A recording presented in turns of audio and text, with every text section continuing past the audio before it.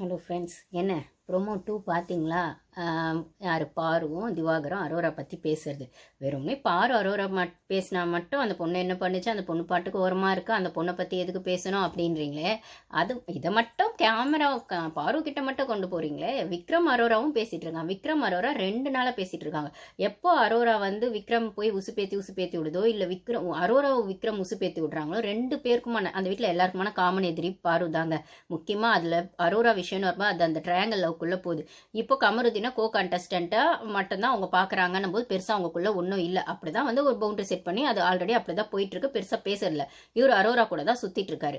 அப்போ அந்த பொண்ணு ஆல்ரெடி சொல்லிடுச்சு, அந்த பாரு பொண்ணு. நான் நிறைய வீடியோஸில் சொல்லிட்டேன், உனக்கு அவ கூட பேசணும்னா பேசு, ஆனால் என் கூட ஒரு நல்ல ஃப்ரெண்ட்ஷிப்ல அங்கே பேசினா எனக்கு பிடிக்கல, பாசிட்டிவ்னஸாக இருக்குன்னு அது ஏற்கனவே சொல்லிடுச்சு. 2 நாள் முன்னாடி அதெல்லாம் பஞ்சாயத்து வந்துருச்சு.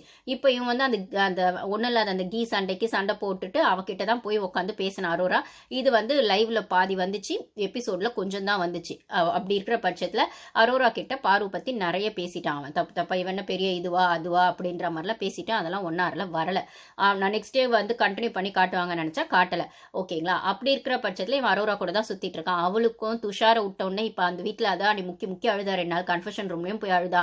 அப்படியே அந்த பிக் பாஸ் என்னவோ கொஞ்சம் வச்சிருக்காரு அவளை, அந்த அரோராவை இந்த வீட்டுக்குள்ள. வேணான்றவங்க அன்னைக்கு வீக்கெண்ட்லேயே கதவு திறந்து விட்டு போனோம்னு சேதுபதி சார் சொன்னாரு. அப்பயே கிளப்பி விட்டுருக்க வேண்டியது தானே. உங்களுக்கு எதுக்கு அந்த ஒரு கண்டஸ்டன்ட்டை வச்சு தான் நீங்கள் ஷோ ஓட்டுறீங்களா என்ன? வேணான்னு சொல்கிறவளோ அவளை வச்சு நீங்கள் எதுக்கு ஷோ நடத்துறீங்க? உங்களுக்கு ஏதாவது ஒரு பஞ்சாயத்து அதை வச்சு வரோம், இல்லை கமருதீன் அந்த ட்ரையாங்கல்ல வச்சு காத்துக்காக தான் நீங்கள் வச்சிருக்கீங்க. அந்த பொண்ணு போகணும்னு சொல்கிற பொண்ணு இழுத்து வச்சு நீங்கள் அப்படி போகணும்னு சொல்கிற பொண்ணை வெளில அமிச்சு வேறு ஏதாவது ஸ்ட்ராங் கண்டஸ்ட், இப்போ ரீசெண்டாக வெளில போன பிரவீனோ இல்லைனா வேறு ஏதாவது ஸ்ட்ராங் கண்டஸ்டன்ட்டோ எவ்வளோ பேர் இருப்பாங்க, அவங்கள நீங்கள் உள்ளே அமிச்சு கேம் நடத்திக்கலாம். ஆனால் உங்களுக்கு தேவை அந்த லவ் கண்டென்ட்டோ அடல்ட் கண்டென்ட்டோ தேவை. அந்த ட்ரையாங்கல் லவ்க்குள்ளே அது வந்தால் தான், சண்டே ஆனாதான், கலவரமானதான் உங்களுக்கு அந்த கார்பரேட் கம்பெனிக்கு தேவையான கண்டென்ட் கிடைக்கும். கேவலமான கண்டென்ட். அதனால் அவளை பிடிச்சி வச்சிருக்கீங்க. அவளுக்கா அடல்ட் கண்டென்ட்டை தவிர வேறு எதுவும் கொடுக்க தெரில, லவ் கண்டென்ட்டை தவிர வேறு எதுவும் கொடுக்க தெரில. துஷாரை வச்சு அடல்ட் கண்டென்ட் கூட அந்த பையன் பேரை ரிப்பேர் ஆக்கி வெளில அமிச்சா.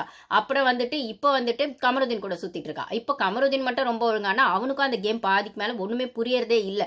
அவன் ஏதோ ஒரு இடத்துல அந்த நாமினேஷன் ப்ராசஸ்லயோ ஒஸ்ட் பெஸ்ட்லயோ சொல்றது கூட பாரு கூட பேசுறது மூலமா அவ எப்படி அந்த ஃபாலோ பண்றாளோ இல்லை அவளை கேட்டு ஃபாலோ பண்றதா பண்றாங்க. இவனுக்குன்னு தனியா புத்தி கிடையாது. ஒண்ணு, அவனும் அவளை அந்த கேம்காக தான் யூஸ் பண்ணிக்கிறான். கமருதீனும் அந்த இந்த பக்கம் அரோரா ஒரு பக்கம் கண்டென்ட்டுக்கும் கேமோட கண்டென்ட்டுக்கு பாருன்ற மாதிரி ஸ்ட்ராட்டஜி பிளேக்கு இந்த பக்கம் யூஸ் பண்ணிக்கிறான். இதை பிரவீன் அப்பட்டமாக வெளியில் இன்டர்வியூஸ்லாம் சொல்லியிருக்காரு. பாரு கமருதீனை யூஸ் பண்ணிக்கல, ஆனால் கமருதீன் தெரிஞ்சுதான் அந்த பிளேவை பண்ணுறான்.